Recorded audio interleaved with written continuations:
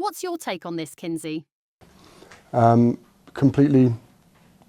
Well, the Daily Beast here is reporting that this could get very dirty very fast over the next few days.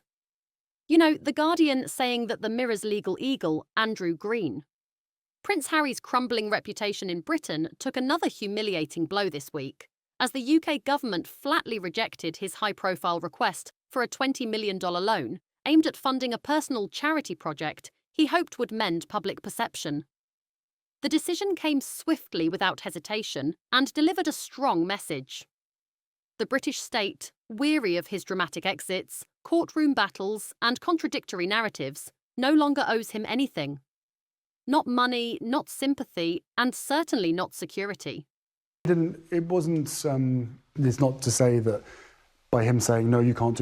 Adding salt to the wound, this financial rebuff closely follows his failed legal case to reinstate taxpayer-funded security for his family during potential UK visits. The unusual task of being the King's counsel employed to discredit the King's son. Over the past few weeks, he has brought up Harry's drug use. He's accused him of fabricating evidence and more. So we do anticipate a case that not only collapsed in court, but exposed deep flaws in Harry's entitlement-driven strategy.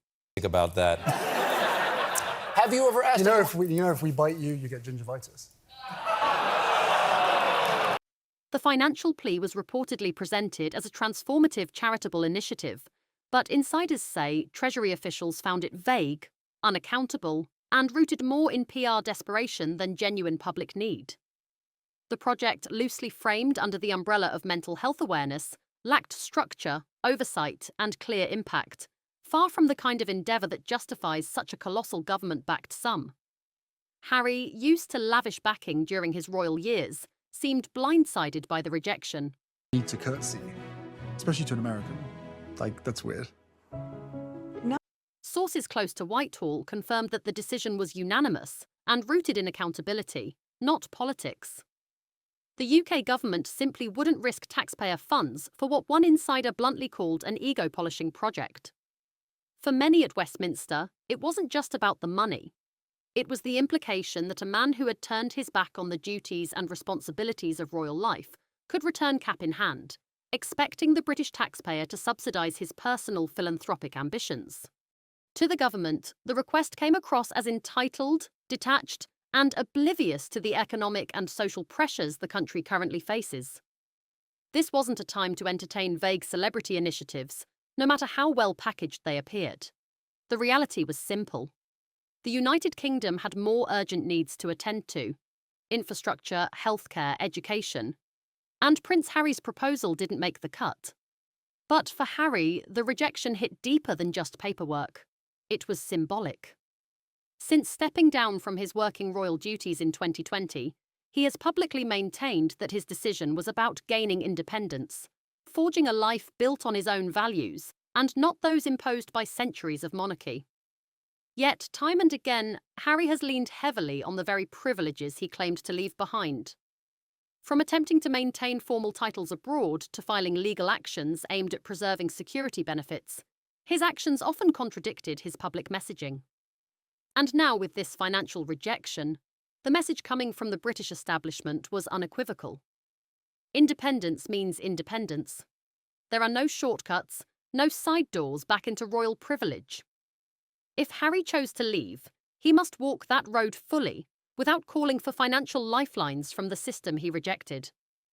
What made matters worse and more publicly damaging was the fact that this government rejection followed closely behind an earlier highly publicised defeat in court. In that case, Prince Harry was seeking to reinstate taxpayer-funded police protection for himself and his family during their visits to the UK. The case had been ongoing for months, draining resources and attracting widespread commentary from both legal experts and the public. But when the judgment finally came, it echoed the sentiment now coming from the Treasury. Harry is no longer entitled to the same provisions he once had access to. The court ruled clearly and decisively. He gave up those privileges the moment he stepped down from royal duties. The security ruling, which emerged from the oversight body, RAGES, the committee responsible for assessing royal protection needs, made several key points that further weakened Harry's stance. It acknowledged that while Harry and his family may face some level of media scrutiny and potential threats, those concerns did not surpass the threshold required for publicly funded security. And more critically, it reminded the public that Harry's choices and the UK government's actions had altered his eligibility. He was no longer a full-time royal. He had moved to the United States. He had declined to be part of the structure that governed the protective frameworks the royal family relied on. This wasn't just a procedural rejection. It was a broader rejection of a mindset, the belief that someone could remove themselves from institutional responsibility, yet still demand institutional benefits when convenient. The government, much like the court, made it clear that Harry could not selectively opt into parts of the royal system. Either he was in or he was out. And as far as official Britain was concerned, Harry was out. The prince's team, sources say, didn't take the news well. While public statements were measured, behind the scenes, the rejection prompted a flurry of internal meetings, damage control strategies, and communication adjustments. Advisors struggled to reframe the narrative without directly acknowledging the government's clear stance. They leaned heavily into language around public service, compassion, and the evolving nature of global charitable work, hoping that emotional appeals might soften the harsh political reality. But it didn't work. The facts were out, and the reaction from the public was swift. Across social media platforms, news pages, and televised panels, the consensus was clear. Harry was expecting special treatment, and he didn't get it.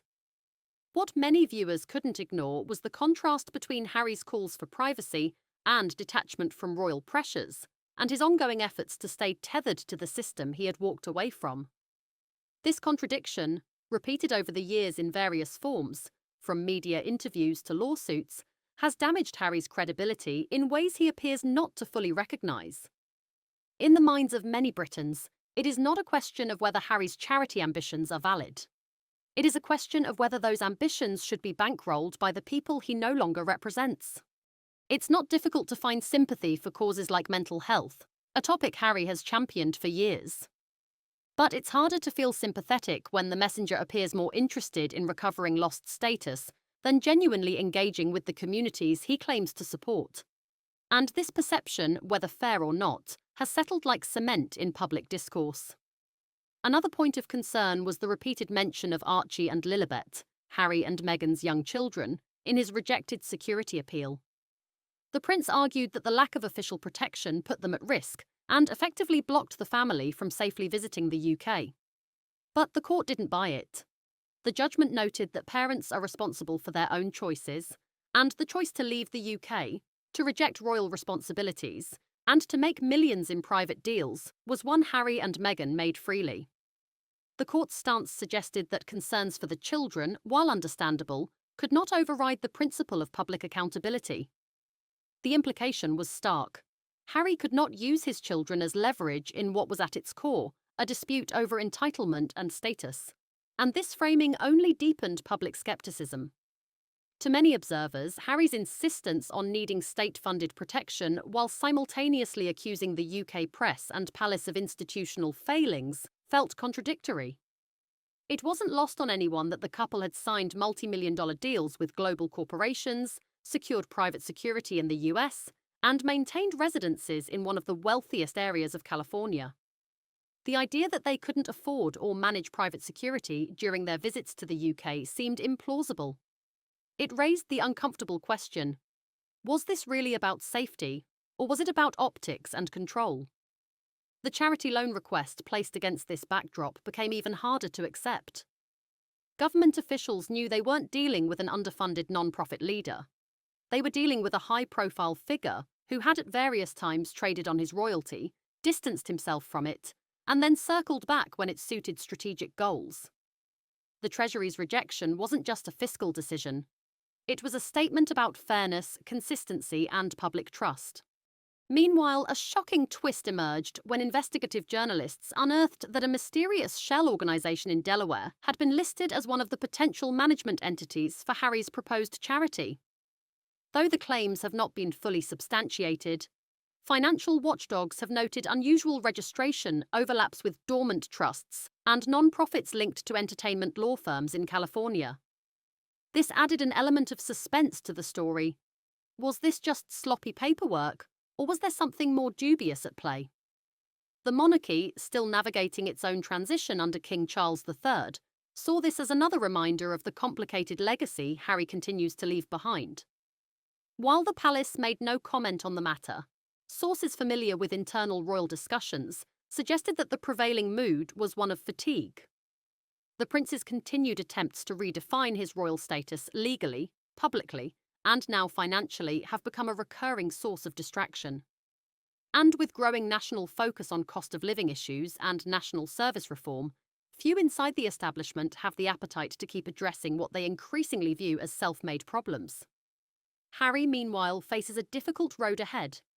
His ventures outside the UK, particularly in the entertainment space, have seen mixed results.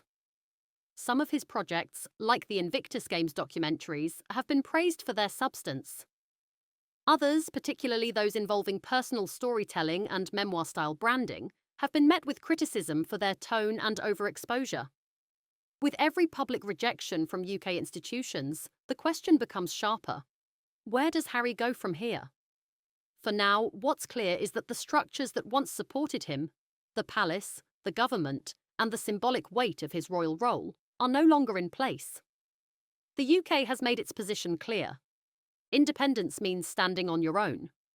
And for Harry, the consequences of that independence are finally becoming impossible to ignore. Back in Montecito, where he had once imagined building a new life based on freedom, privacy, and personal values, Prince Harry now finds himself boxed in by consequences he didn't seem to anticipate. The denial from the UK government didn't merely cut off a stream of financial possibility. It also publicly exposed how far removed he had become from British institutional reality. And that detachment continues to manifest in ways more personal and disorienting than he may have prepared for. His name, once carried with solemn respect in official circles, is now increasingly handled with distance. Not out of spite, but simply out of necessity. There is no official role. There is no operational duty. What remains is only the name and the memory of a role he voluntarily left behind.